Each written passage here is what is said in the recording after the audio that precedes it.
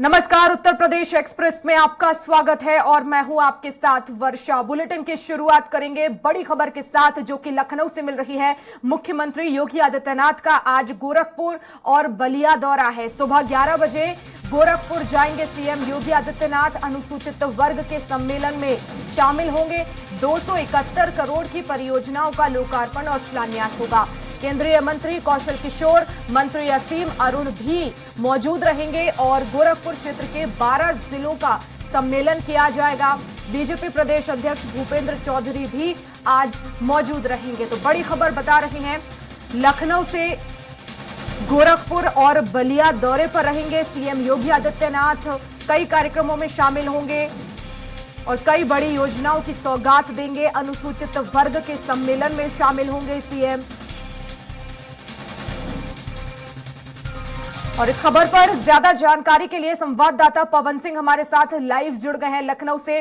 पवन जी, बलिया और गोरखपुर के दौरे पर रहेंगे सीएम योगी आदित्यनाथ। क्या बड़ी सौगातें देंगे और कौन से प्रमुख कार्यक्रम जहां शिरकत करेंगे? जी वर्षा, देखिए आज मुख्यमंत्री का कई कार्यक्रम लगा हुआ है। ये गोरखपुर के 2 दिवसीय दौरे पर आज जो है मुख्यमंत्री जा रहे हैं और मुख्यमंत्री का करीब 3 कार्यक्रम लगा हुआ है। आज सुबह करीब 10:30 बजे गोरखनाथ दिग्विजयनाथ एक महाविद्यालय है जिसमें इनका एक कार्यक्रम है। उसमें गोरख दिग्विजयनाथ विद्यालय और ICCSR दोनों संगोष्ठी करेंगे। दोनों का संयुक्त जो है उसी के संयुक्त संगोष्ठी की जाएगी। उस संगोष्ठी के साथ उसके बाद का उनका कार्यक्रम बलिया का है और बलिया में करीब 229 करोड़ की योजनाओं का वहां पर वो सौगात देंगे। उसमें 29 परियोजनाएं जो है शामिल है। इसके बाद फिर वापस 1 बजे का इनका कार्यक्रम गोरखपुर में है। गोरखपुर में वो गोरखपुर वासियों को करीब 89 परियोजनाओं का सौगात देंगे। उसमें लोकार्पण और शिलान्यास दोनों है।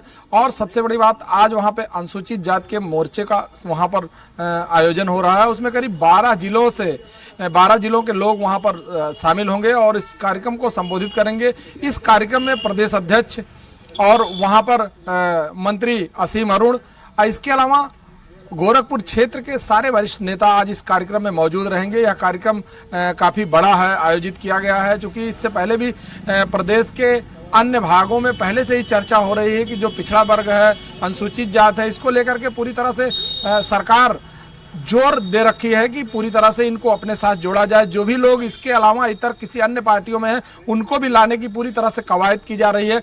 अभी हाल में हुई उच्च स्तरीय जो बैठक हुई है उसमें जो बड़े नेता थे उसमें इस बात पे खासा जोर दिया जा रहा है कि जो OBC हैं या छोटी पार्टियां हैं उन लोगों को अपने साथ जोड़ने को लेकर के काफी कवायद हो रही है। उसी कड़ी में आज गोरखपुर में ये जो आयोजन हो रहा है 1 बजे बड़ा आयोजन हो रहा है। इसमें करीब 12 जिलों के जो है पिछड़े वर्ग के लोगों को बुलाया जा रहा है। उसमें अनुसूचित जाति के लोग हैं और इस मोर्चे में, इस आयोजन में सबसे बड़ी बात है कि सबको जोड़ने के लिए किस तरह से प्रयास किया जाए, इसको लेकर चर्चा होगी और इसमें पूरी तरह से मुख्यमंत्री इसकी अध्यक्षता करेंगे। जी वर्षा। बिल्कुल पवन जी, और कल दिल्ली में बैठक भी हुई है, तो क्या इस बात को लेकर भी रणनीति वहां पर बनाई गई है? जैसा कि आप कह रहे हैं कि क्षेत्रीय जो दल है उन्हें एकजुट करना है और ऐसे में साथ मिलाना है, तो जरूरी है कि वरिष्ठ नेताओं से भी इस मामले में जो है वो बातचीत हो।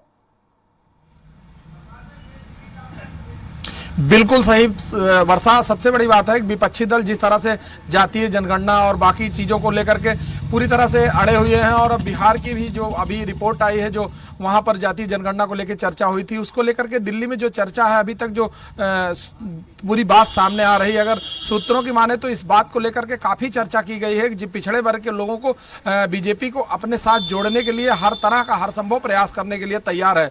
जो छोटे दल है, हर प्रदेश में जो छोटे दल है, क्षेत्रीय दल है, उन दलों को अपने साथ लाने के लिए या उनमें जो नेता हैं जो सक्रिय हैं उनको अपने साथ जोड़ने का पूरी तरह से कवायद कर रही है। प्रदेश में सबसे बड़ी बात है, इससे पहले 2019 में भाजपा ने OBC को बहुत अच्छा खासा तवज्जो दिया था, जिसको लेकर के उसको 2019 के इलेक्शन में काफी लाभ मिला है। उसको देखते हुए इस बार 2024 में वो कहीं से कोई कोर कसर नहीं छोड़ना चाह रही है। और कल हुए जो शीर्ष नेतृत्व के बैठक में, उस बैठक में बहुत सारी ऐसी बात हुई है जिसको लेकर के इस बार वो पूरी तरह से धरातल पे उतारने की बात करेंगे। उसमें मुख्यमंत्री योगी आदित्यनाथ, तो उत्तर प्रदेश के सारे वरिष्ठ नेता और कई प्रदेश के वहां पर OBC के नेता मौजूद थे, जिसको लेकर के OBC और सभी जातियों को जोड़ने का जो है कवायद की गई है, उसको लेकर के उत्तर प्रदेश में खासा ध्यान दिया जा रहा है। उत्तर प्रदेश में 80 लोकसभा सीट है और सबसे बड़ा प्रदेश है, जिसको लेकर के हमेशा माना जाता है कि दिल्ली सरकार बनाने में सबसे महत्वपूर्ण भूमिका होती है उत्तर प्रदेश सरकार की। इसलिए उत्तर प्रदेश की जो स्थिति है उसको हमेशा ठीक करने का पूरी कोशिश कर रही है।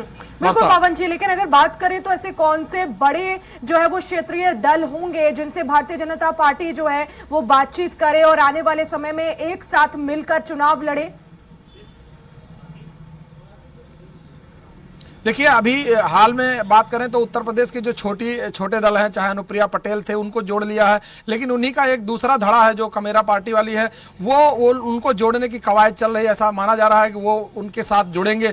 ओम प्रकाश राजभर को अभी जल्द ही में जो है पार्टी ने उनको जोड़ा है और ऐसी संभावना जताई जा रही है कि अभी हाल में यहाँ जो मंत्रिमंडल का विस्तार हो रहा है उसमें उनको मंत्री पद दिया जाएगा।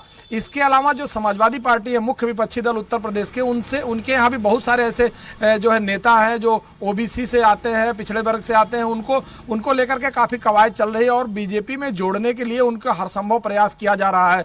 ऐसा माना जा रहा है कि 2024 के पहले अगर कोई भी नेता है जिसका अपना क्षेत्र पे पूरी तरह से दबाव है या दबदबा है, उनको पूरी तरह से बीजेपी अपने साथ जोड़ने की कवायद कर रही है। इससे पहले भी कई ऐसे नेता हैं जिनके नाम की चर्चा हुई है, लेकिन अभी उन लोगों को जोड़ने में पार्टी अक्षम रही है। लेकिन अभी लगातार प्रयास जारी है और कल हुई जो बैठक दिल्ली में, उस बैठक के बाद इन नेताओं पे खासा जोर आजमाइश किया जाएगा कि उनको किसी तरह से अपने साथ अपने खेमे में शामिल किया जाए, जिससे 2024 का जो चुनाव है उसको फतेह करने में आसानी हो। जी, बहुत शुक्रिया पवन जी तमाम जानकारी के लिए।